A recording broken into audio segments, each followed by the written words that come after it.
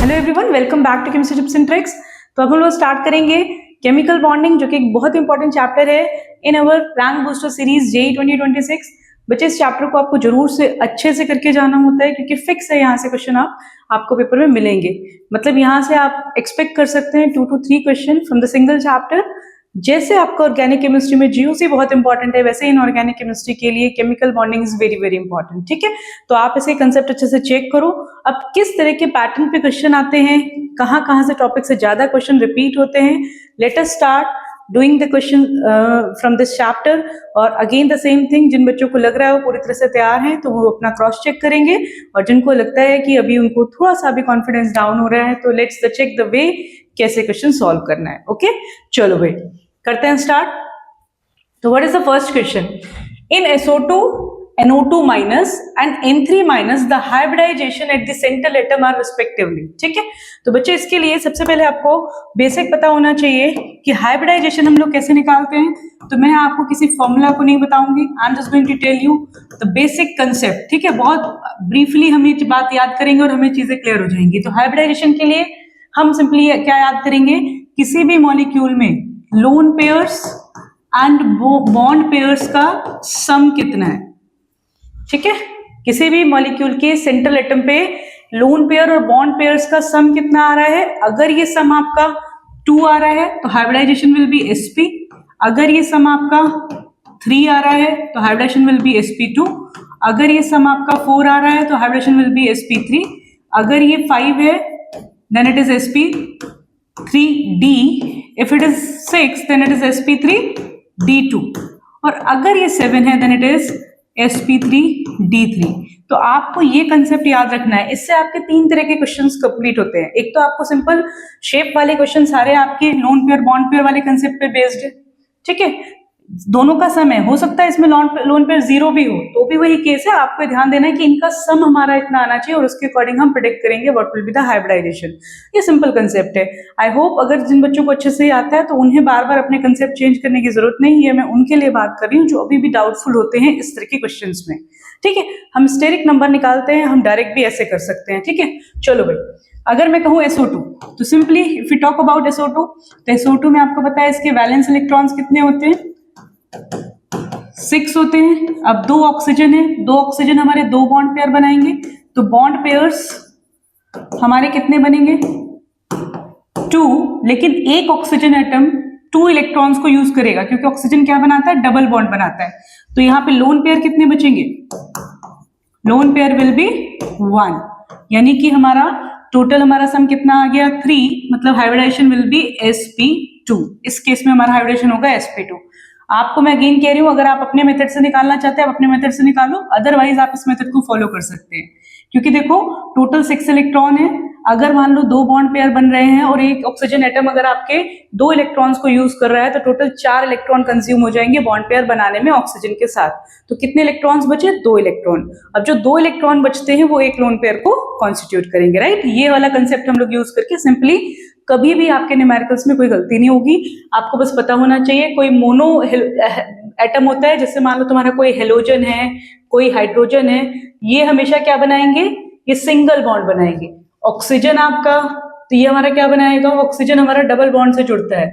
और अगर मैं बात करूं नाइट्रोजन तो ये ट्रिपल बॉन्ड से कनेक्ट होता है। अगर ये कंसेप्ट आपके क्लियर है तो आप फटाफट से क्वेश्चन कर लेंगे और गलती बिल्कुल भी नहीं होगी। राइट, तो देखो अब हमने निकाला, तो इसका क्या है sp2।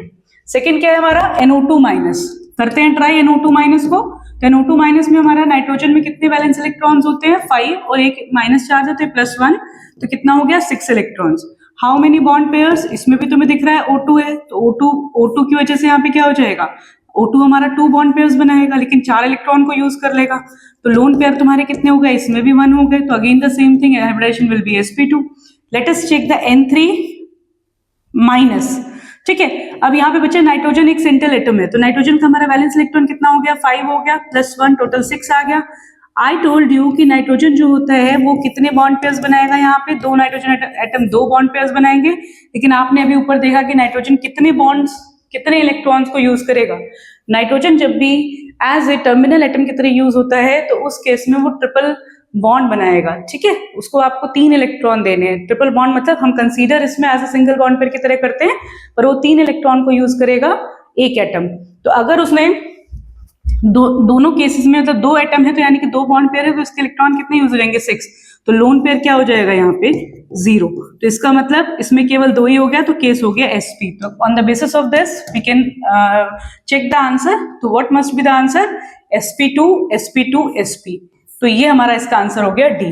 तो जिन बच्चों ने डी आंसर निकाला है वो बिल्कुल करेक्ट है, और जिन बच्चों को अगर कोई भी कंफ्यूजन है तो आप इस मेथड को फॉलो कर सकते हैं, इससे गलती नहीं होती। बाकी फॉर्मूलाज बहुत सारे होते हैं निकालने के, आई वुड सजेस्ट कि भाई फॉर्मूलाज अगर बहुत अच्छे से प्रैक्टिस किया तभी यूज किया करो, ताकि अपने कंसेप्चुअल क्लैरिटी बहुत ज्यादा जरूरी होती है किसी भी कंसेप्ट में अपनी मतलब एक्सपर्टीज हासिल करने के लिए, राइट।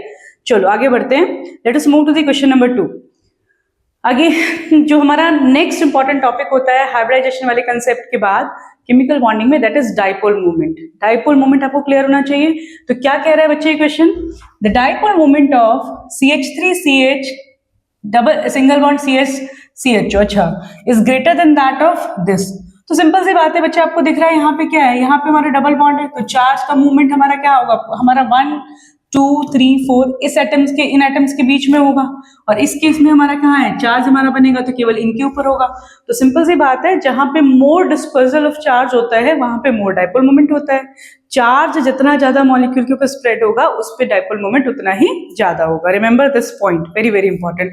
तो ये बात बिल्कुल करेक्ट है कि dipole moment of this is greater than that of this. Okay, next point क्या कह रहे हैं, C1C2 bond length of CH3 CH double bond CH CHO is greater then C1C2 bond length of this.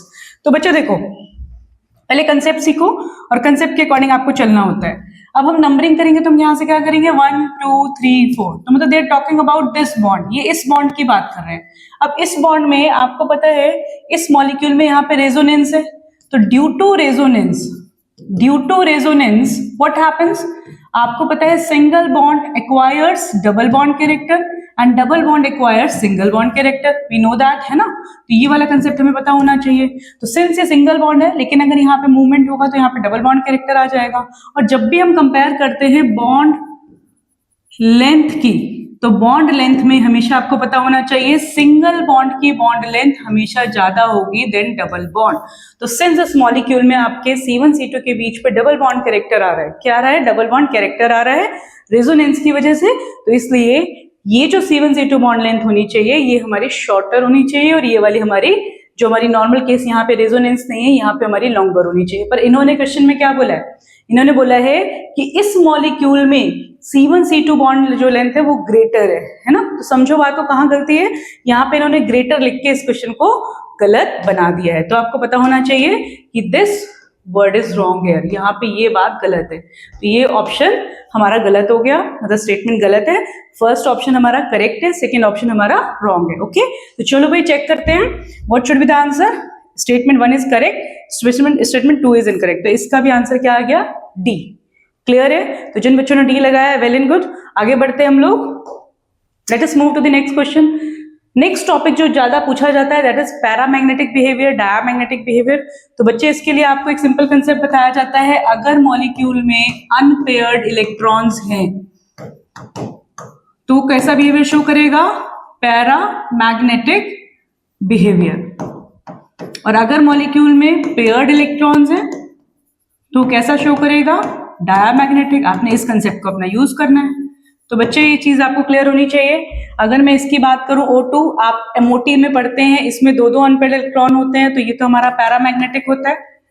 इसमें हमारे सारे paired होते हैं तो ये नहीं होगा, F2 नहीं होगा, 2 इलेक्ट्रॉन सिंपल बनते हैं, S2 होगा। वेपर फेज में बच्चे, ये वेपर फेज में पैरामैग्नेटिज्म शो करता है, और ये वाला हमारा क्या होगा, ठीक है बच्चे। तो ये हमारा इसका आंसर क्या होना चाहिए, इसका मतलब इसमें हमारा जो करेक्ट आंसर बनना चाहिए दैट इज हमारा इसमें फर्स्ट करेक्ट है और इसमें हमारा सेकंड करेक्ट है। तो आंसर मस्ट बी हमारा A एंड D। तो A एंड D हमारा पैरामैग्नेटिक बिहेवियर शो करेगा और अदर नहीं करेंगे। पर ये कंसेप्ट आपको बहुत अच्छे से क्लियर होना चाहिए। आपने उन एरियाज पे फोकस करना है जहां से क्वेश्चन पूछे जा रहे हैं, राइट। इसका मतलब ये नहीं कि क्वेश्चन रिपीट होने हैं, आपने उन एरियाज को बार बार पक्का कर लेना कि अच्छा आपको उन कंसेप्ट में कोई कंफ्यूजन नहीं होना चाहिए, राइट। आगे बढ़ते हैं, चलो भाई next question. Wet cotton cloth made of cellulose based carbohydrate takes comparatively longer time to get dried than wet nylon polymer based cloth. बच्चे कहेंगे मैम नायलॉन कहाँ से आ गया, हमने तो नायलॉन पढ़ा ही नहीं, पॉलीमर से हट चुका है। पर ये बच्चे कहीं कहीं कुछ चीजें बेसिक पूछी जाती हैं। आपको पता है अगर कॉटन की बात की जाती है तो ये बिल्कुल करेक्ट बात है, ये सेलुलोज से बना होता है और ये ज्यादा टाइम लेता है ड्राई होने में then that of the nylon polymer. तो ये बिल्कुल करेक्ट है, ये जनरल लॉजिकल क्वेश्चन है। नायलॉन के क्लॉथ्स जल्दी सूख जाते हैं और जो कॉटन के क्लॉथ हैं उनको सूखने में टाइम लगता है, ये बात ठीक है, दैट्स ओके। अब यहाँ पे किस तरह की केमिस्ट्री यूज हो रही है, will check that. Intermolecular hydrogen bonding with the water molecule is more in nylon based, that is wrong. Nylon base में कैसे होगी, सेलुलोज में बहुत सारे OH ग्रुप होते हैं। सेलुलोज क्या है, ये कार्बोहाइड्रेट है और कार्बोहाइड्रेट में आपने क्या पढ़ा है, दीज आर पॉलीहाइड्रोक्सी एल्डिहाइड और कीटोन्स, है ना।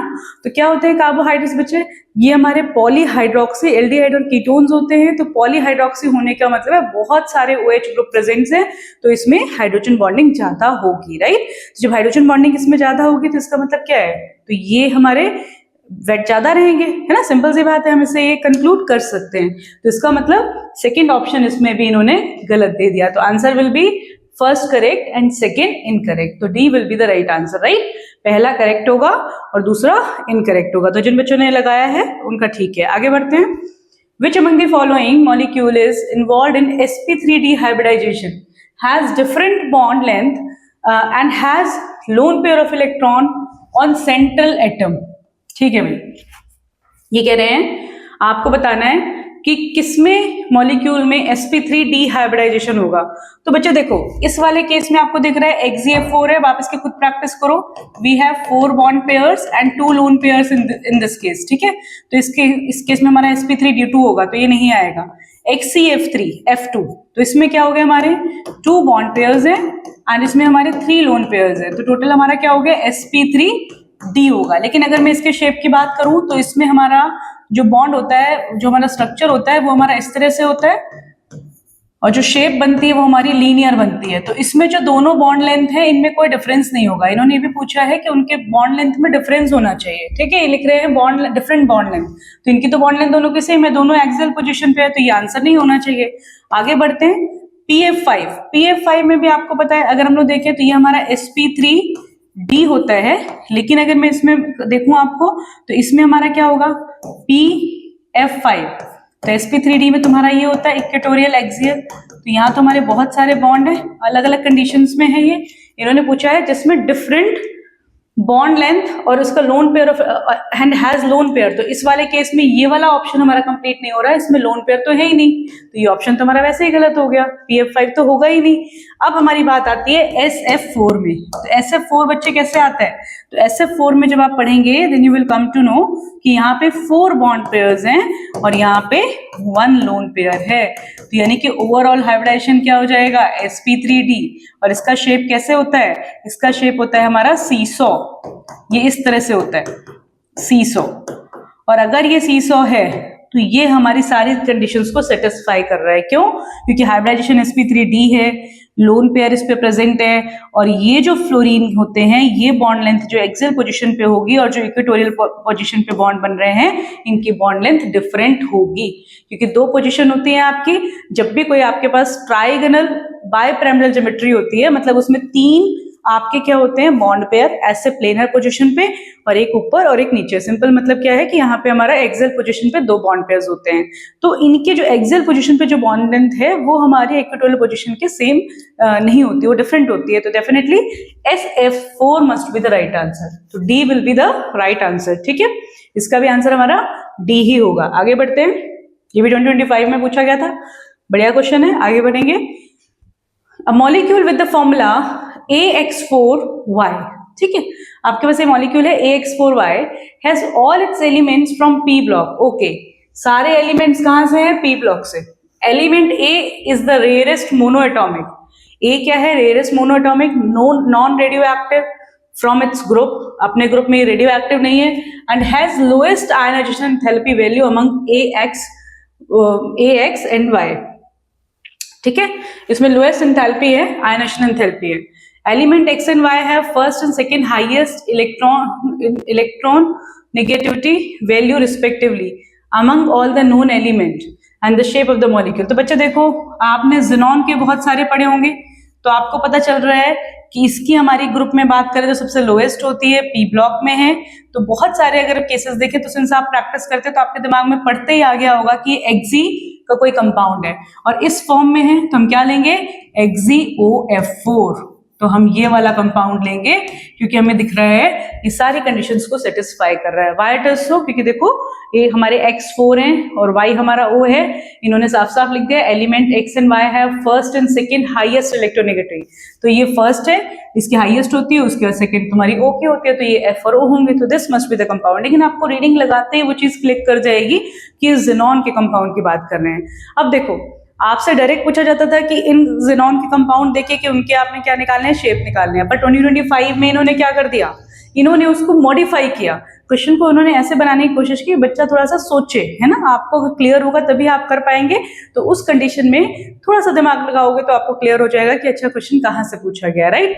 तो आपने सोचा ये वाला है और इसके बारे में आप ऑलरेडी जानते हैं। इसमें कितने बॉन्ड पेयर होते हैं बच्चे, यहाँ पे हमारे 5 बॉन्ड पेयर होते हैं एंड 1 लोन पेयर होता है। तो इस केस में हमारा क्या हो जाएगा, sp3 5 बॉन्ड पेयर हो गए और इसमें 1 लोन पेयर, तो 6 हो गए। तो sp3d2 will be the hybridisation. तो ये हमारा इस तरह से होता है और इसमें हमारा जो शेप आएगा वो कैसा आएगा, that will be square pyramidal.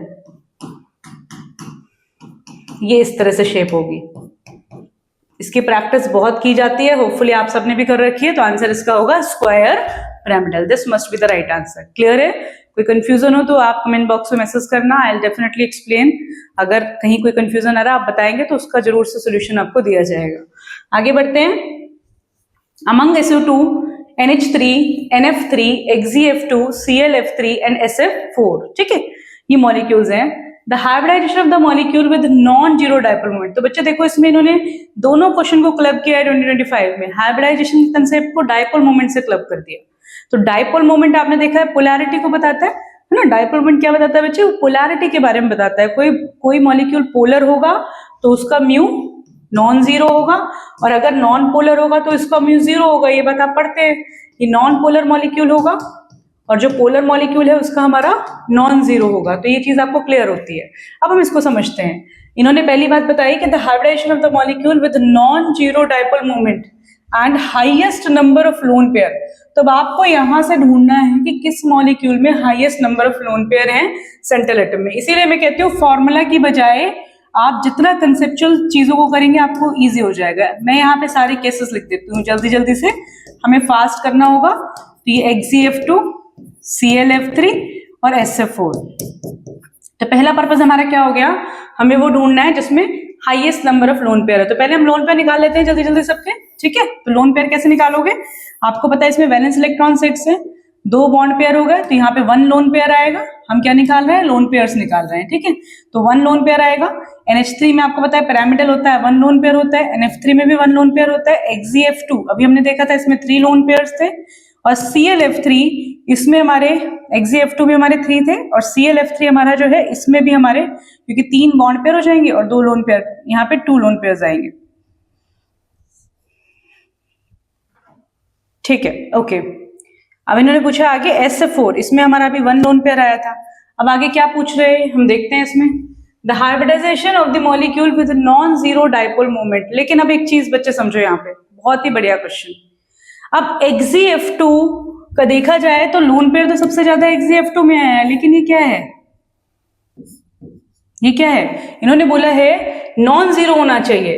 अब नॉन जीरो डाइपोल मोमेंट का मतलब क्या है, वो पोलर होना चाहिए। लेकिन जो हमारा ये XeF2 होता है ये कैसा होता है, ये F है और ये F है, तो दोनों हमारे अपोजिट डायरेक्शन में ओरिएंटेड है।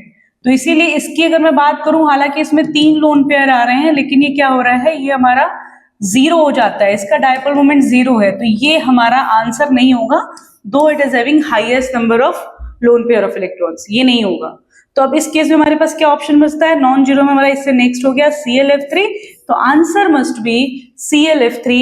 और ClF3 की अगर मैं हाइब्रिडाइजेशन की बात करूं तो क्या होगा बच्चे, ये इसमें 2 लोन पेयर हैं और 3 बॉन्ड पेयर हैं, तो 2 + 3, तो ये 5 हो गया and hybridization will be sp3d। Again the D answer, ठीक है, सबके डी आते जा रहे हैं आंसर्स, है ना। तो इसका आंसर क्या होना चाहिए, sp3d होना चाहिए। ClF3 वाला केस होगा और sp3d इसका हाइब्रिडाइजेशन होगा। ओके, तो hopefully clear to all of you. तो यहाँ तक आपको समझ में आ गया होगा। Let us move to the next question. ये भी 2025 का बढ़िया क्वेश्चन था, क्योंकि इसमें कंफ्यूजन के चांसेस हैं।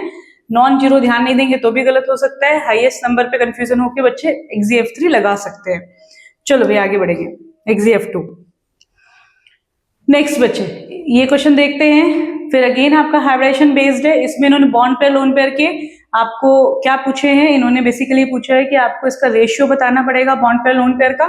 तो चलो फटाफट से मैचिंग टाइप क्वेश्चन है, हम एक दो से आंसर निकाल लेंगे। ICl2 माइनस, तो ICl2 माइनस की अगर मैं बात करूं तो I के वैलेंस इलेक्ट्रॉन 7 है, एक इलेक्ट्रॉन और ऐड हो गया तो 8 इलेक्ट्रॉन्स हो गए। बॉन्ड पेयर्स इसमें कितने हैं बच्चे, इसमें 2 बॉन्ड पेयर हैं। लोन पेयर कितने हो जाएंगे, बॉन्ड पेयर तो 2 है, अब 2 आपके निकल गए तो यहाँ पे 6 इलेक्ट्रॉन है, तो लोन पेयर हो गए आपके 3। तो ये हमारा कौन सा केस हो गया, 2 इसमें बॉन्ड पेयर है, 3 लोन पेयर है, तो ये हमारा हो गया थर्ड। तो क्या दिखाई दे रहा है आपको, ए का थर्ड कहाँ दिखाई दे रहा है, तो ए का थर्ड मुझे यहाँ दिखाई दे रहा है और यहाँ पे दिखाई दे रहा है, तो मैं इन ऑप्शंस को काट देती हूँ। अब आगे बढ़ते हैं। H2O को आपको पता है 2 लोन पेयर होते हैं, 2 बॉन्ड पेयर होते हैं। अब देखो इसके बाद B का फोर्थ कहाँ दिखाई दे रहा है, तो दोनों में ही B का फोर्थ है। ओके, अब हम बात करेंगे SO2 से पहले अभी हम XGF4 ले लेते हैं, तो हमें पता है 4:2, तो ये D का क्या होना चाहिए, 1 होना चाहिए, तो इसका D मस्ट बी, तो वे D ही आंसर आ रहे हैं बार बार। ये चलो ठीक है, प्रैक्टिस सेशन है, पर ऐसे नहीं हम बनाना होता कि डी आ रहे हैं तो डी ही लगाना है, राइट। तो डी ही आंसर इस केस में बाई चांस आपका करेक्ट हो गया। ओके, चलो लेट्स मूव अहेड, आगे बढ़ते हैं। What is the next question, consider n is the number of lone pair of electrons, है ना। n क्या है यहाँ पे, नंबर ऑफ लोन पेयर और ऑफ इलेक्ट्रॉन है। ये भी 2025 में है, इन्होंने थोड़ा सा घुमाने की कोशिश की है 25 के क्वेश्चंस में। n क्या है, number of lone pair of electron present in the equatorial position of the most stable structure of ClF3। The ion from the following with n number of unpaired electron are.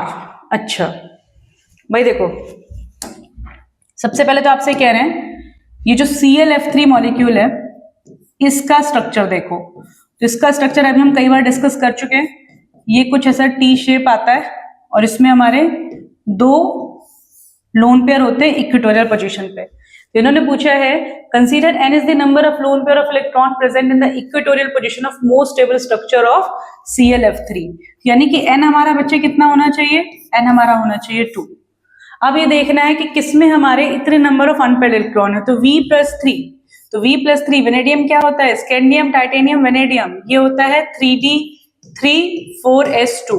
तो अगर इसमें से तुमने यहाँ पे 3 electron निकाल दिए तो V3 प्लस हो जाएगा 3d2। तो इसमें 2 अनपेयर्ड इलेक्ट्रॉन होंगे, तो A must be in the answer, A होना चाहिए। टाइटेनियम 3+, तो टाइटेनियम का जनरली क्या होता है 3d2 4s2। तो अगर तुमने इससे 3 निकाल दिया तो क्या हो गया, ये 3d1 हो गया, तो ये नहीं होगा। ठीक है, मैं कलर चेंज कर लेती हूँ, अगर आपको कलर में कोई इश्यूज आ रहे हो तो मैं इसमें कलर चेंज कर लेती हूँ। आगे बढ़ते हैं Cu, तो Cu2+ आपको पता होता है दिस इज 3d9, एक्चुअल में क्या होता है 3d10 4s1 और 2 इलेक्ट्रॉन निकल गए तो 3d9 हो जाएगा। अब 3d9 है तो इसमें कितने हो गए, एक अनपेयर्ड इलेक्ट्रॉन हो गया, तो ये भी पॉसिबल नहीं है। Ni2+ में बच्चे आपको पता है 2 अनपेयर्ड इलेक्ट्रॉन्स होते ही हैं, दिस इज 3d8। ठीक है, मैं डायरेक्ट लिख सकती हूँ, वैसे आपको इन्फॉर्मेशन के लिए पता होना चाहिए, this is 3d8 4s2। Then titanium 2+, titanium 2+ क्या हो गया 3d2, क्यों, क्योंकि 3d2 4s2 होता है, तो ये 4s2 कट गया तो सिंपल क्या हो गया 3d2। तो आपको यहाँ पे क्या क्या दिखाई दिया, टाइटेनियम भी होना चाहिए। तो आंसर में हमारे क्या आना चाहिए, A, D और E। चेक करो कहाँ दिया है A, D, E, तो B is the right answer for this question. अब इन्होंने बच्चे यहाँ पे 2 कॉन्सेप्ट्स को यूज किया है। एक तो इन्होंने क्या किया, एक तो इन्होंने सिंपल आपका ClF3 का स्ट्रक्चर आपसे पूछा है, दूसरा इन्होंने आपको इसको रिलेट किया with D block elements. Okay, तो डी ब्लॉक एलिमेंट्स के साथ इसको मिक्स किया है कि आपका इन्होंने चेक किया है इस क्वेश्चन में कि whether you are able to understand the electronic configuration of D block element और नॉट, राइट। तो दोनों क्वेश्चन को क्लब करके बनाया गया है। अगेन गुड क्वेश्चन, तो ये क्वेश्चन आने चाहिए आपको, और ये क्वेश्चन बच्चे बहुत ज्यादा स्कोरिंग होते हैं। इनको जब करते हैं ना हम, अगर हमने अच्छे से किया तो हमारे बिल्कुल फिक्स होता है कि हमारा ये क्वेश्चन सही ही होगा, है ना। तो इन क्वेश्चन में कोई ऐसी नहीं है कि आपको बहुत ज्यादा लर्निंग, बार बार क्रैमिंग में केमिस्ट्री की जरूरत है। यहाँ पे क्रैमिंग इतनी ज्यादा रिक्वायर्ड नहीं होती, एक बार आपने समझ लिया हर चैप्टर में आपके वो क्लब होके यूज होती रहती है, राइट। आगे बढ़ते हैं। नेक्स्ट, ये भी हमारा 2025 का ही क्वेश्चन है। Given below are two statements, ठीक है, टू स्टेटमेंट्स हैं। Experimentally determined oxygen oxygen bond length in O3 are found to be same and the bond length is greater than that of the OO but less than that of the, बिल्कुल correct बात है। आपको पता है ozone में क्या होता है बच्चे, ओजोन में रेजोनेंस होता है, तो सिंगल बॉन्ड में डबल बॉन्ड में सिंगल बॉन्ड, और ये जो बॉन्ड लेंथ आती है ये आप पढ़ते ही हैं, आपको क्लास 11 की केमिकल बॉन्डिंग में अच्छे से टॉपिक कराया जाता है। ये हमारी क्या आती है, ये हमारी इन बिटवीन आती है, this is found to be 128 picometre, ठीक है, ये भी 128 पिकोमीटर आती है। एक्चुअल जो सिंगल बॉन्ड है उसकी बॉन्ड लेंथ से और इसकी बॉन्ड लेंथ में दोनों में डिफरेंस होता है, ये 148 ये 121, तो दोनों के बीच में 128 पिकोमीटर ये आपकी आती है, राइट। तो ठीक है, ये बात कोई दिक्कत नहीं। Strong lone pair repulsion between oxygen atom is solely responsible for the fact that bond length in ozone is smaller than that of the, no, यहाँ पे खाली लोन पेयर repulsion नहीं लग रहा, यहाँ पे it is due to resonance। किसकी वजह से है ये, रेजोनेंस की वजह से है, राइट। तो ये चीज ध्यान देनी है। तो अगेन इसका पहला स्टेटमेंट करेक्ट है और इसका दूसरा स्टेटमेंट इनकरेक्ट है, तो D must be the right answer.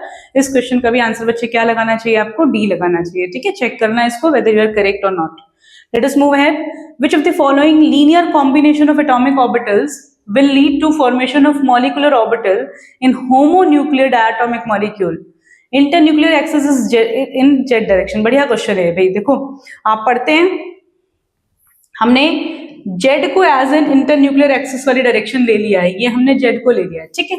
अब चेक करते हैं किसमें हमारा होमोन्यूक्लियर डायटोमिक मॉलिक्यूल बनेगा, मतलब कहां पे तुम्हारा सिग्मा बॉन्ड फॉर्मेशन होगा, ये पूछ रहे हैं, ठीक है। तो चलो भाई 2pz एंड 2px, तो देखो भाई अगर मेरा z इंटरन्यूक्लियर एक्सिस के अलोंग है, इफ इट इज pz, तो px कैसा होगा, px तो ऐसा होगा, या फिर px कैसा होगा, ये ऐसा होगा। तो क्या ये सेम उसमें ओरिएंटेड होंगे, क्या इनमें ओवरलैपिंग पॉसिबल है, तो इसमें ओवरलैपिंग पॉसिबल नहीं होगी। 2s एंड 2px, 2s तुम्हारा ऐसे है, 2px तुम्हारा ऐसे है, तो विल इट बी पॉसिबल, क्या ये पॉसिबल होगा, तो आंसर है नहीं होना चाहिए। नेक्स्ट दिया है इन्होंने 2dxy एंड 2xy का, तो ये xy और ये तो बिल्कुल ही पॉसिबल नहीं होगा क्योंकि ये भी हमारा xy प्लेन हो गया। 2s 2pz ये होगा भाई, 2s तुम्हारा ऐसे और 2pz तुम्हारा ऐसे है, तो इसमें ओवरलैपिंग आपकी पॉसिबल है। ये 2s हो गया, ये 2pz हो गया, बिल्कुल करेक्ट, क्योंकि अलोंग द एक्सिस है, तो इसमें हमारी ओवरलैपिंग पॉसिबल है। 2pz एंड xy स्क्वायर, तो ये भी नहीं होगा, तो इसका आंसर खाली डी होना चाहिए, वेदर इज एन ऑप्शन और नॉट, तो D only, A must be the right answer.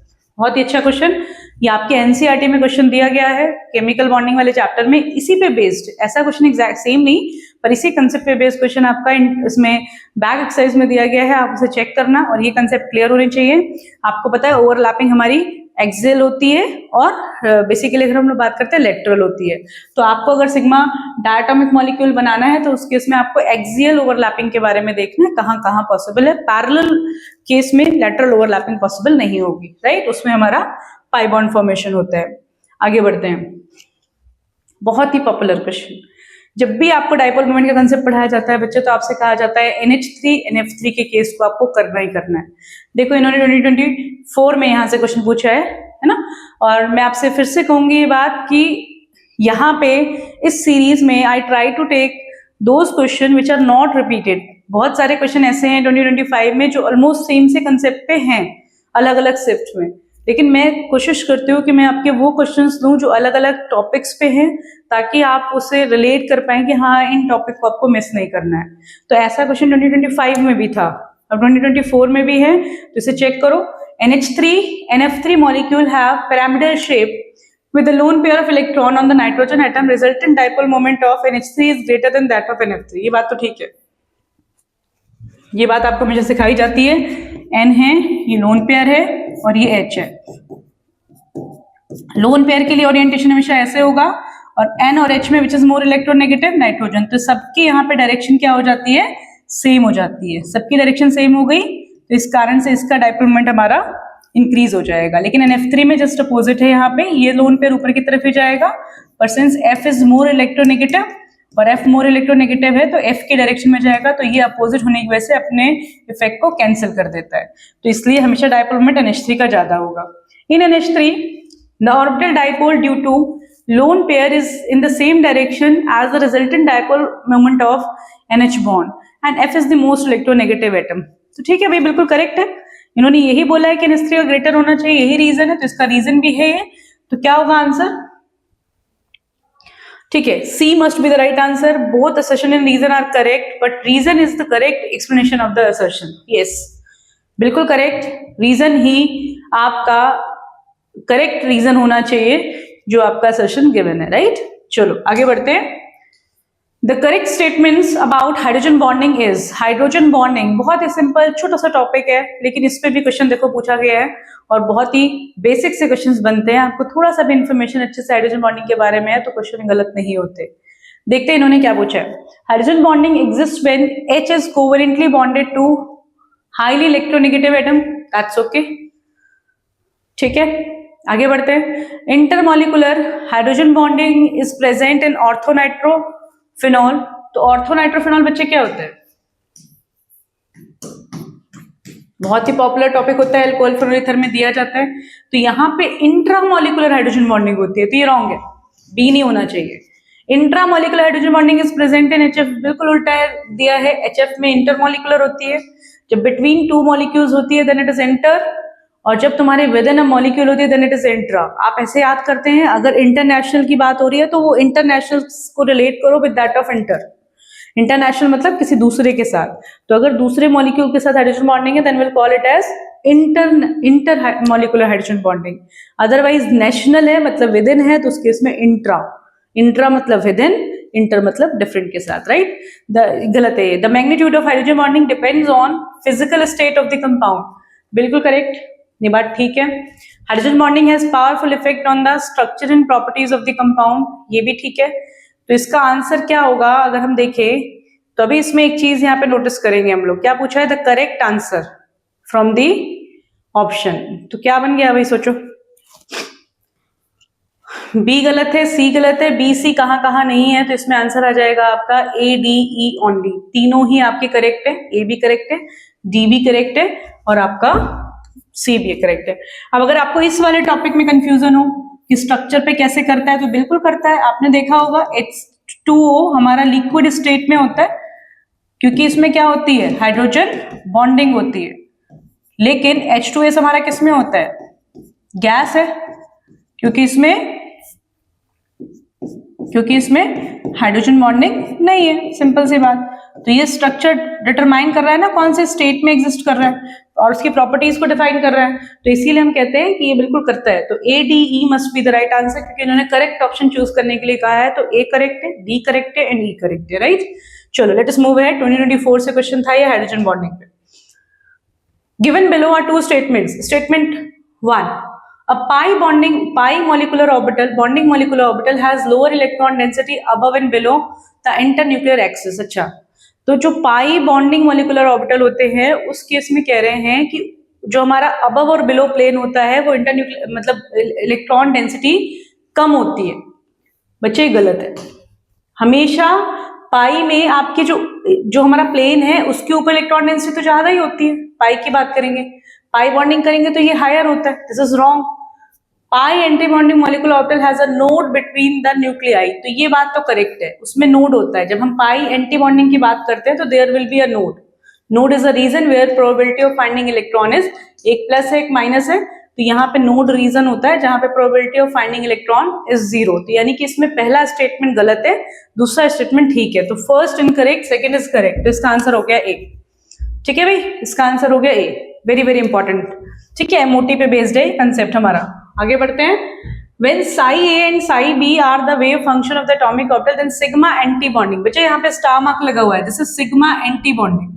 ये क्या है? सिग्मा एंटी बॉन्डिंग ऑर्बिटल होता है। और सिग्मा एंटी बॉन्डिंग ऑर्बिटल हमारा कब बनता है? जब हमारे वेव फंक्शन में सब्ट्रैक्शन होगा, तो B must be the right answer. ठीक है, 2024 में यहाँ से क्वेश्चन आया हुआ है, तो आप इसे चेक कर लेना। ये टॉपिक्स बिल्कुल भी इग्नोर करने के नहीं है। आगे बढ़ते हैं। Select the compound from the following that will show intramolecular hydrogen bonding. अच्छा, वही वाला क्वेश्चन रिपीट हुआ है, मतलब एक तरह से सेम टॉपिक है ये। तो इंट्रामोलिकुलर हमारा ऑर्थो नाइट्रोफिनॉल में होगा, यू कैन डू इट, तो D must be the right answer. Next, given below are two statements, one is labelled as assertion and other is labeled as reason. assertion क्या कह रहा है? pH3 has lower boiling point than NH3. क्या लग रहा है बच्चों, क्या लग रहा है आपको? pH3 has lower boiling point than NH3, whether it is correct or not. तो आपको पता होना चाहिए NH3 का जो बॉइलिंग पॉइंट होता है वो pH3 से ज्यादा होता है। क्यों? क्योंकि यहाँ पे हाइड्रोजन बॉन्डिंग है, ये भी हाइड्रोजन बॉन्डिंग का एप्लीकेशन है। More hydrogen bonding more will be the boiling point. तो ये पहला स्टेटमेंट गलत है, pH3 का तो ज्यादा होना चाहिए। आगे बढ़ते हैं। In liquid state NH3 molecule are associated through the van der Waals forces but pH3 molecule are associated with hydrogen. दोनों ही स्टेटमेंट गलत है बच्चे ये, तो इसका मतलब both are incorrect. Assertion is correct, both are correct. ये तो इन्होंने ऑप्शन में नहीं डाला, इसका आंसर क्या हो गया? पहले pH3 is lower boiling point, तो ठीक तो है भाई। What I am saying, sorry भाई, pH3 लोअर ही तो है, दैट्स ओके। तो पहला करेक्ट है भाई, sorry for that. pH3 has lower boiling point, यही बात तो हम कह रहे हैं, NH3 का ज्यादा है, pH3 का कम है, ठीक है। तो इसे ध्यान से रीड करना है ना, इसको ध्यान से रीड करना है। देखो पढ़ते पढ़ते मैंने भी लोअर को ध्यान नहीं दिया, सिंपल कह रहे हैं pH3 has lower boiling point, हम भी यही बात कह रहे हैं। अमोनिया का ज्यादा होगा बॉइलिंग पॉइंट, pH3 का क्या है? लोअर है बॉइलिंग पॉइंट। क्यों? क्योंकि अमोनिया में हाइड्रोजन बॉन्डिंग है। अब इन्होंने बोला है कि यहाँ पे इन्होंने उल्टा कर दिया, in liquid state NH3 molecule are associated through the van der Waals, है ना। अब इन्होंने यहाँ पे उल्टा कर दिया, यहाँ पे इन्होंने बोल दिया NH3 में van der Waals forces, that is wrong. तो इसका ए करेक्ट है और बी रॉन्ग है, तो अब सी ऑप्शन में होगा, ठीक है। चलो भाई करेक्ट करो। Assertion is correct but reason is incorrect. Assertion is correct but reason is incorrect, तो that must be the right answer. तो बिल्कुल करेक्ट है, अमोनिया का ही बॉइलिंग पॉइंट ज्यादा होगा और pH3 का लोअर होगा। आगे बढ़ते हैं।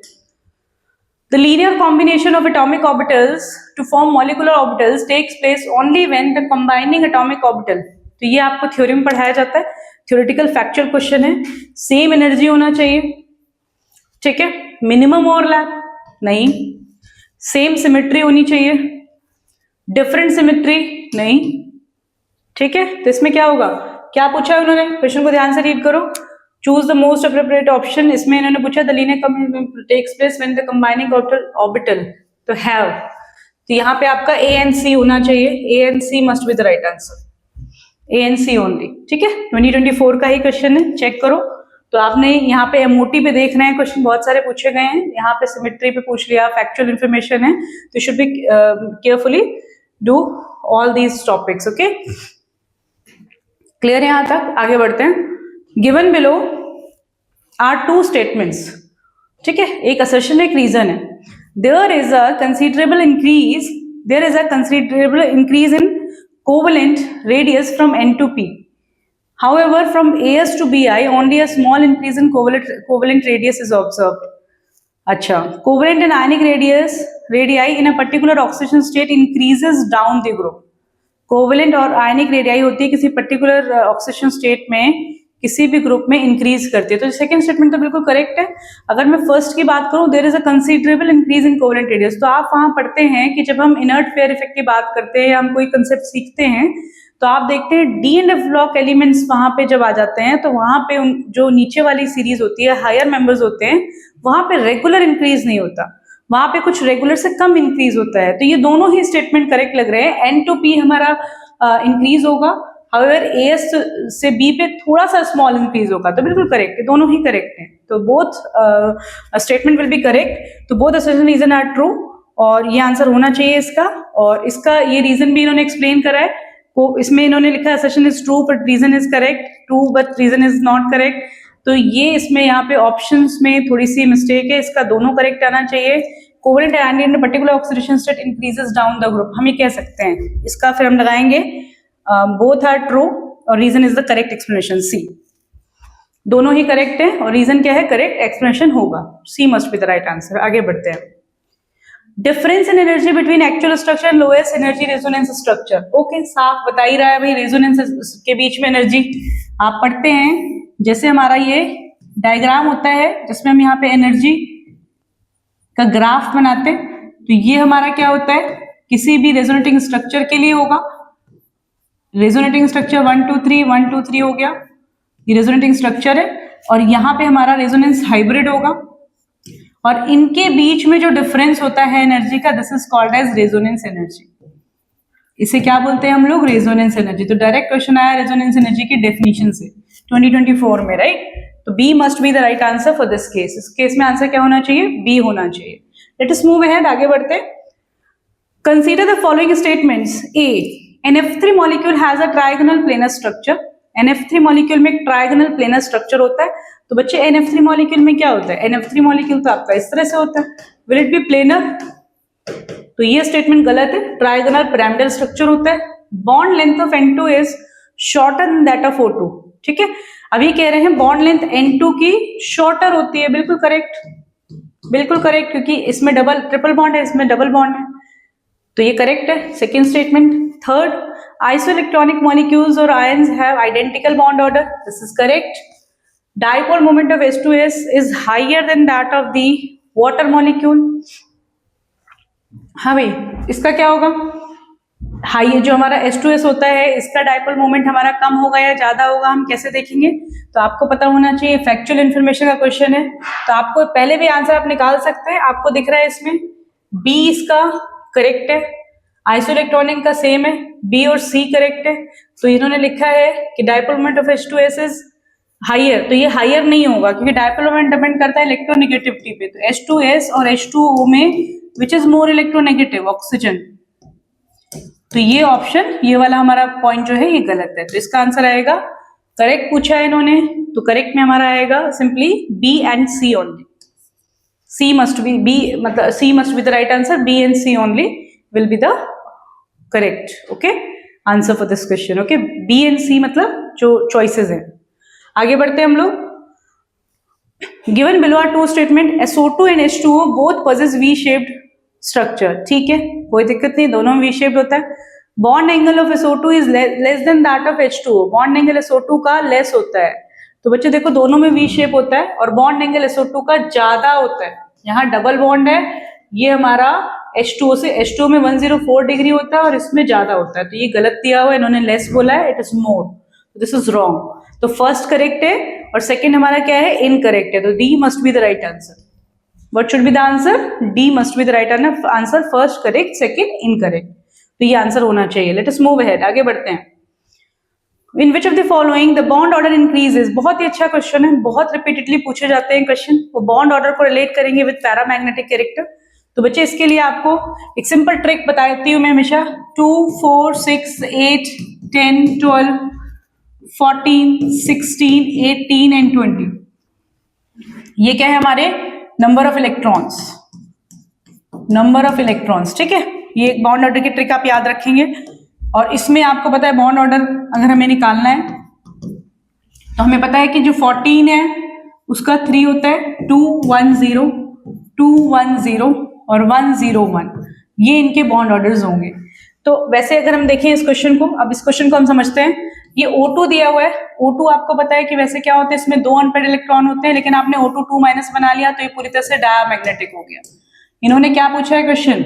इन्होंने पूछा है कि बॉन्ड ऑर्डर जिसमें इंक्रीज करे और डायमैग्नेटिक हो। वैसे इसमें 16 इलेक्ट्रॉन है और अब कितने हो गए? 18 इलेक्ट्रॉन हो गए, तो 16 से 18 में जा रहे हैं, तो हमारा बॉन्ड ऑर्डर क्या हो रहा है बच्चे? डिक्रीज हो रहा है, तो this must be wrong, okay. Next बढ़ते हैं, N2 और N2+, तो N2 का हमारा बॉन्ड ऑर्डर कितना होता है? ये होता है 3, N2+ का बॉन्ड ऑर्डर कितना हो जाता है? 2.5। तो इन्होंने क्या पूछा है? बॉन्ड ऑर्डर किस केस में इंक्रीज कर रहा है, तो ऑप्शन हट गया ये। NO का बॉन्ड ऑर्डर होता है 3, इसका हो गया 2.5, इसका हो गया 2.5। इन्होंने कहा है कि बॉन्ड ऑर्डर इंक्रीज करे और पैरामैग्नेटिक कैरेक्टर बढ़े, तो सिंपल सी बात है, ये भी रॉन्ग हो गया। इसमें होता है 2 और O2+ हो गया आपका, बेसिकली O2+ का मतलब कितने हो गए? 16 से 15 में आ गए, और 15 में तुम्हारा कितना हो जाएगा? इसके बीच में 2.5, तो यानी कि हो गया 2.5, तो इसमें इंक्रीज हो रहा है। और ये हमारा बेसिकली इन्होंने बोला है paramagnetic character changes to diamagnetic. अच्छा, ये भी क्वेश्चन है इसमें, तो पैरामैग्नेटिक तुम्हारा डायामैग्नेटिक में भी कन्वर्ट होना चाहिए और बॉन्ड ऑर्डर तुम्हारा इंक्रीज भी होना चाहिए। हमारा होगा कितने इलेक्ट्रॉन है? यहाँ पे ये उल्टा हो गया भाई, NO जो है हमारा, इसके होते हैं 7 + 8 15, और अब क्या हो गए? 14, तो ये 2.5 से किस में जा रहा है? 3 में जा रहा है, तो यहाँ पे क्योंकि इसमें तो गलत है तो कम हो रहा है आंसर, तो इसका सी होगा आंसर भाई, C must be the right answer, क्योंकि NO तुम्हारा 15 हो गया और NO प्लस जो है वो तुम्हारा क्या हो गया 14 हो गया, तो यानी कि 2.3 से इतना जा रहा है, और जब हम NO से NO प्लस की तरफ जाते हैं तो ये हमारा पैरा से डायमैग्नेटिक में भी कन्वर्ट होता है, तो दोनों चीजें ध्यान देनी है, राइट, इसको क्लियर करना, कोई कंफ्यूजन नहीं होना चाहिए। जल्दी में हमेशा होता है कि कहीं कहीं कंफ्यूजन हो जाए, पर उसे ध्यान रखना है, गलती नहीं होनी चाहिए। तो ये NO प्लस होगा, क्योंकि हमें साफ दिख गया, जब हम करते जा रहे हैं तो हमें दिख रहा है कि यहाँ पे गलती हो रही थी, तो वो चीज हमने करेक्ट कर दी, राइट। चलो भाई, लेट अस मूव अहेड। तो ये बिल्कुल फैक्चुअल कंसेप्ट पे बेस्ड है। आगे बढ़ते हैं। Bond order and magnetic property of acetylide acetylide ion इसको बोलते हैं, are same as that of acetylide ion. क्या होता है, C ट्रिपल बॉन्ड, ये माइनस होता है, ऐसे होता है एसिटाइलाइड आयन, है ना, C2 माइनस। तो C पे आपको पता है C2 अगर 2 माइनस है तुम्हारे पास, तो C2 का होता है 12 और प्लस 2 14 इलेक्ट्रॉन्स हो गए। तो चेक करो कहाँ 14 इलेक्ट्रॉन्स आपको दिखाई दे रहे हैं, तो आपको दिख रहा है ये O2 प्लस है, तो 16 minus 1 15 electrons, 14 minus 1 13 electrons, 16 plus 1 17 electrons, ये कितना हो गया 15 माइनस 1 14 इलेक्ट्रॉन्स, तो D must be the right answer. तो कैसा होगा बिहेवियर इसका सेम होगा with that of NO plus, right. बहुत ही बढ़िया क्वेश्चन है, 2023 में आया हुआ है, तो ये भी आपके कंसेप्ट पे बेस्ड क्वेश्चन होता है।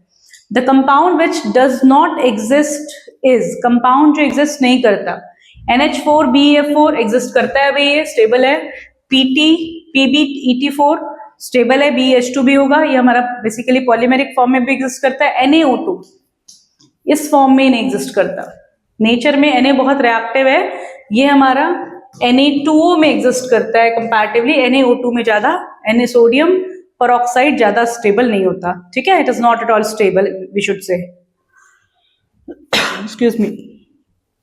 नेक्स्ट, इसके बाद इन्होंने क्वेश्चन अगेन स्ट्रक्चर में पूछा है, आपसे पूछा गया N2O4 NO2 N2O5 N2O का स्ट्रक्चर बताना है बच्चे आपको, कितने कितने बॉन्ड्स हैं, तो इसके आंसर को आप मैचिंग से करेंगे। N2O5 में आपको पता है NON लिंकेज तुम्हारी खाली N2O5 में ही होगी, ये इस तरह से स्ट्रक्चर बनाए जाते हैं।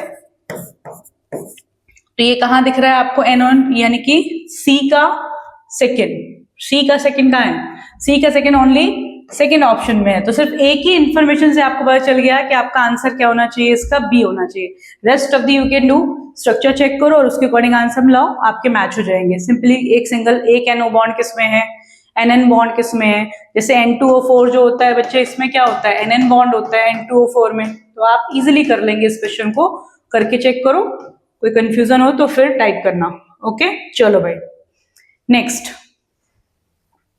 For OF2 molecule consider the following. OF2 molecule के लिए हमें समझना है, तो व्हाट इज OF2 मॉलिक्यूल, अगर हम देखें the number of lone pair on oxygen atom is 2। अब O है तो वैलेंस इलेक्ट्रॉन्स कितने हैं बच्चे, वैलेंस इलेक्ट्रॉन तुम्हारे पास हो गए 6, बॉन्ड पेयर्स कितने हैं 2, लोन पेयर्स कितने हो गए 2, तो ये तो करेक्ट है। अगला, for angle FOF angle is less than that of 104 degree. अगर आपको अभी मान लो ऑप्शन नहीं पता है तो इसको एक बार होल्ड पे रखो, ठीक है, इसे भी चेक करो। Oxygen state of O is -2, बिल्कुल गलत, आपको पता है इसमें +2 होती है, this is not correct. Molecule is bend shape होगा। Molecular geometry is linear, it is not linear. अब ऑप्शंस चेक करो, A और D मेरा इन्होंने पूछा है इसमें क्वेश्चन में, करेक्ट ऑप्शन कौन से हैं, तो A और D आपको कहाँ दिखाई दे रहा है, A और D आपको दिखाई दे रहा है ACD, तो ACD नहीं हो सकता, ABD CDE ABE, तो आंसर आपको पता चल रहा है कि A करेक्ट है, आपका B भी करेक्ट है। FOF जो बॉन्ड एंगल होता है वो लेस देन होता है, तो बिल्कुल करेक्ट, आपका आंसर सिंपल आपके लॉजिक से ही निकल गया, ABD must be the right answer, A B और D, this must be the right answer, ठीक है। देखो कभी मान लो आपको फैक्चुअल इन्फॉर्मेशन नहीं पता तो आप उस केस में इसको यूज कर सकते हो। तो जो FOF बॉन्ड एंगल होता है वो हमारा 101.5 डिग्री से कम होता है। अगर हम देखते हैं तो यहाँ पे हम लोग अपना कंसेप्ट भी यूज कर लेते हैं, OFF ये है हमारा और ये HH है, तो इस केस में हमारा ये बॉन्ड एंगल ज्यादा होगा, यहाँ पर रिपल्शन ज्यादा है इसलिए कम हो जाएगा। आगे बढ़ते हैं, consider CH4 NH4 plus BH4 minus, choose the correct option with respect to these species. तो पहले CH4 है, यहाँ पे क्या पूछ रहे हैं, इनके स्ट्रक्चर पे पूछ रहे हैं और आइसो इलेक्ट्रॉनिक, तो पहले हम इनके इलेक्ट्रॉन्स निकाल लेते हैं। तो कार्बन में कितने होते हैं 6 + 4 10 इलेक्ट्रॉन्स, ठीक है। NH4 प्लस में क्या होगा 5 + 4 - 1 10 इलेक्ट्रॉन्स। BH4 माइनस में क्या हो जाएगा, ये हो गया 3 + 4 + 1 10 इलेक्ट्रॉन्स। तो सब में हमारे 10 इलेक्ट्रॉन्स हैं, तो ऑल आर आइसो इलेक्ट्रॉनिक, पहली चीज। दूसरा, अगर मैं इनके स्ट्रक्चर की बात करूं तो आपको पता होना चाहिए जब आइसो इलेक्ट्रॉनिक है तो वो आइसो स्ट्रक्चरल भी होते हैं। वो कैसे होते हैं, आइसो स्ट्रक्चरल भी होते हैं। तो कहां दिख रहा है आपको ऐसा ऑप्शन, तो बिल्कुल correct, B must be the correct answer. They are iso electronic and all have tetrahedral structure. तो CH4 आपका टेट्राहेड्रल स्ट्रक्चर होता है बच्चे, और अगर आप सबके निकालेंगे तो सबके आपका sp3 हाइब्रिडाइजेशन आएगा और सबके स्ट्रक्चर आपके टेट्राहेड्रल ही आएंगे। क्लियर है। तो ये 2022 में क्वेश्चन आया हुआ था। तो देखो इस चैप्टर से सबसे ज्यादा जरूरी चीज जो है वो आपको पता होना चाहिए रिगार्डिंग स्ट्रक्चर, ठीक है। वेस्पर मॉडल से हम लोग सीखते हैं, MOT हम सीखते हैं, ये चीजें काफी इंपॉर्टेंट है। आगे बढ़ते हैं। The correct order of increasing intermolecular hydrogen bond strength is. Intermolecular hydrogen bonding की स्ट्रेंथ हम कैसे देखते हैं, तो जब भी बच्चे हाइड्रोजन बॉन्डिंग पे केस आए आपने ध्यान रखना है कि अगर मैं H2O और NH3 में कंपेयर करूं तो since it is more electronegative, तो अगर हम देखेंगे तो किस में होनी चाहिए स्ट्रॉन्गर, H2O में होनी चाहिए। तो अब हम चेक करते हैं, पहला ऑप्शन हमारा गलत हो गया, NH3 ज्यादा दे दिया। दूसरे में इन्होंने NH3 ज्यादा किया, CH4 तो हमारा बिल्कुल भी हाइड्रोजन बॉन्डिंग नहीं करता है, तो आना ही नहीं चाहिए। तीसरे ऑप्शन में इन्होंने क्या दिया हुआ है, CH4 HCN, this is the right answer भी, ये गलत है again, C is the right answer. CH4 सबसे कम, फिर HCN और फिर NH3, this must be the right answer. तो NH3 में हाइड्रोजन बॉन्डिंग कंपैटिबिलिटी सबसे ज्यादा होगी और उसके बाद आपका HCN, फिर CH4 में तो almost negligible. Let us move to the next question. Consider the following molecules increasing bond order of the correct bond order. The correct option is, ठीक है। आप खुद देखो फटाफट से, अभी हमने थोड़ी देर पहले ऐसा क्वेश्चन किया था, 2 - O2 - O2 और O2+। आपको पता है O2 कितना होता है 2, ठीक है। अब O2+ का मतलब आपका कितना हो गया 16 इलेक्ट्रॉन से आप लेस की तरफ जा रहे हो, तो ये हो जाता है आपका 2.5। O2- क्या हो जाता है 1.5 और ये क्या हो जाता है 1। तो यही आंसर आपका बॉन्ड ऑर्डर का करेक्ट होगा। तो देखो कहां दिया है option, O2 O2 O2 - O2, पहला ही ऑप्शन है, first is the right answer. Increasing order आपका यही हो गया, first is the right answer. ये वही अगेन आपका उसी कंसेप्ट पे है जो हमने ट्रिक बनाई है, आप डायरेक्ट इससे कर सकते हैं बच्चे, ठीक है। लेट अस मूव अहेड, आगे बढ़ते हैं। The number of electron deficient molecules among the following, बहुत ही बढ़िया, बहुत ही बढ़िया। इलेक्ट्रॉन डेफिशिएंट पे भी क्वेश्चन यहाँ से पूछा जाता है कई बार। तो इलेक्ट्रॉन डेफिशिएंट में हम किन की बात करते हैं, जिनमें बच्चे ऑक्टेट कंप्लीट नहीं हो, है ना। ऑक्टेट कंप्लीट आपको देखना है सिंपली, तो PH3 तो इलेक्ट्रॉन रिच है, इसके तो फॉस्फोरस एटम पे लोन पे प्रेजेंट होता है, तो PH3 तो नहीं होगा। B2H6 इलेक्ट्रॉन डेफिशिएंट में आता है, CCl4 नहीं होगा, NH3 नहीं होगा, LiH हमारा कोवेलेंट कंपाउंड हो गया, ये तो नहीं होगा, ऑप्शन में नहीं होगा यहाँ पे। BCl3, तो 2 must be the right answer. LiH में बच्चे कभी कभी कंफ्यूज हो सकते हैं कि मैम इसमें तो एक ही एक होता है, बट लेकिन ये ध्यान दो बच्चे, Li जो H होता है ये हमारा आयनिक कंपाउंड की तरह कंसीडर होगा। आयनिक मतलब कोवेलेंट नेचर है इसका, बट ये हमारा आयंस बनाएगा, लिथियम और हाइड्रोजन, इसलिए हम इनको डेफिशिएंट मॉलिक्यूल्स में नहीं कंसीडर करेंगे, राइट। तो इसका आंसर होगा 2, चेक करना भाई इसका आंसर। नेक्स्ट देखो, the number of paramagnetic oxide among the following given oxide is. Paramagnetic oxides कैसे चेक करेंगे, है ना। तो पैरामैग्नेटिक के लिए बच्चे देखो, आपने अभी देखा O2 2- है आपके पास और O2- है, तो O2 2- जो बच्चे होता है ना, ये हमारा होता है, अगर मैं सिंपली बात करूं तो ये हमारे हम इसको बेसिकली सुपर ऑक्साइड और पर ऑक्साइड से भी कंसीडर करते हैं। जैसे मैंने लिखा Na2O2, तो इसका मतलब क्या है, ये है हमारा सोडियम पर ऑक्साइड, और अगर मैंने लिखा KO2 तो ये है मेरा potassium super oxide, potassium super oxide, ठीक है बच्चे। तो ये कभी भी कंफ्यूजन आए तो आपने इसके अकॉर्डिंग सोचना है। KO2 के बारे में बात हो रही है, Na2O2 की, तो अब हम इसको देखते हैं।